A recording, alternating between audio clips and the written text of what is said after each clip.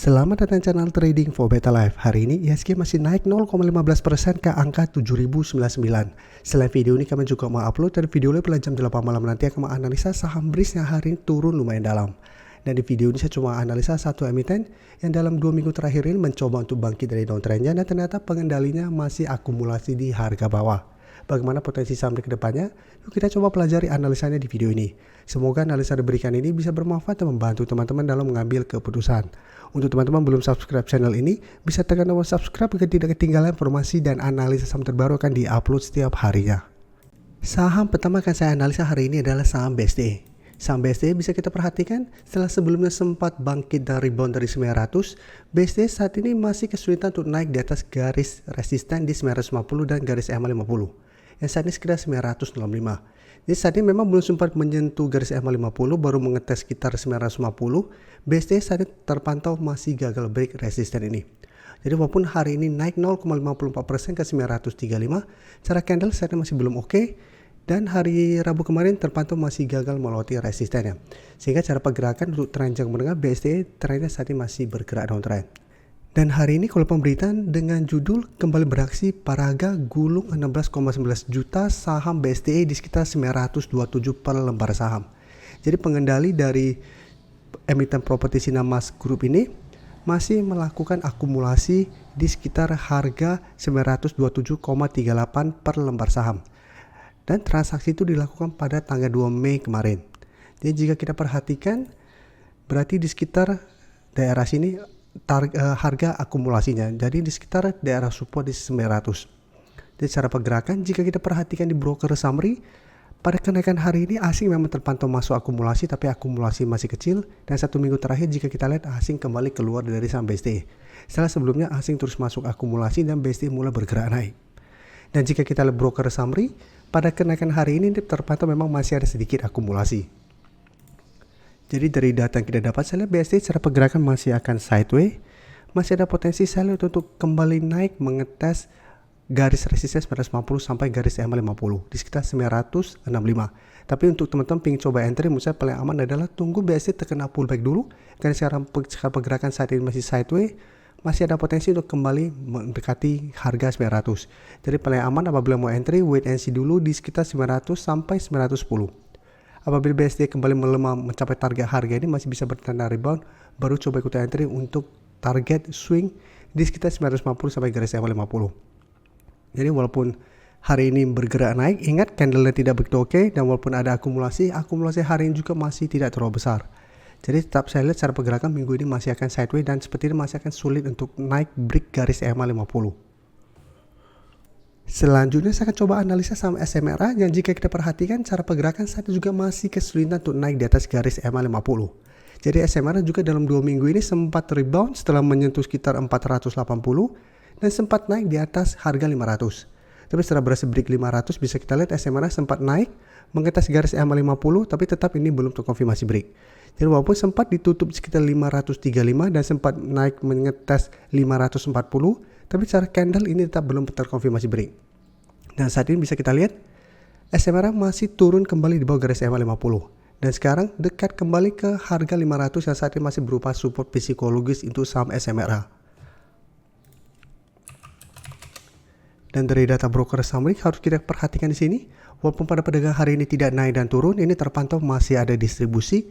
Asing juga terpantau masih terus distribusi saham SMRA. Jadi SMRA cara pergerakan menurut saya masih ada potensi untuk kembali turun mengetes 500. Jadi apabila teman-teman ingin coba entry, karena sekarang 500 masih berupa support psikologis, masih bisa pantau untuk coba swing. Dan entry jika 500 apabila SMRA masih bisa bertanda rebound dari support ini. Tapi ingat, jadikan garis EMA 50 saat di sekitar 525 untuk target take profit apabila SMRA terpantau bisa bertanda rebound dari 500. Karena bisa saja terbesar rebound apabila terpantau SMRA masih kesulitan break garis EMA 50, cara pergerakan ini belum ada tanda-tanda reversal. Sehingga masih ada potensi untuk melemah atau malah turun break garis support psikologis ini. Kalian bisa kita perhatikan beberapa kali juga mengetes garis EMA 50 150 ternyata gagal break dan malah turun kembali menembus support yang sebelumnya bisa menahan penurunan dari saham SMRA.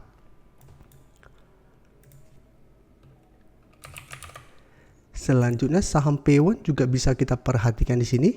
Cara pergerakan P1 juga sama, bisa kita lihat masih gagal naik di atas garis EMA 50. Jadi pergerakan saham-saham di sektor properti ini hampir mirip semua, mencoba untuk bangkit tapi mengetes garis EMA50 selalu gagal dan kembali melemah. Untuk P1 jika kita perhatikan sebelumnya juga beberapa kali sempat mengetes garis EMA50 140 dan gagal dan kembali melanjutkan downtrend-nya. Dan hari ini P1 masih turun 2% lebih ke 376.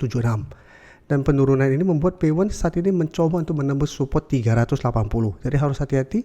Candle P1 hari ini lumayan solid untuk candle merahnya.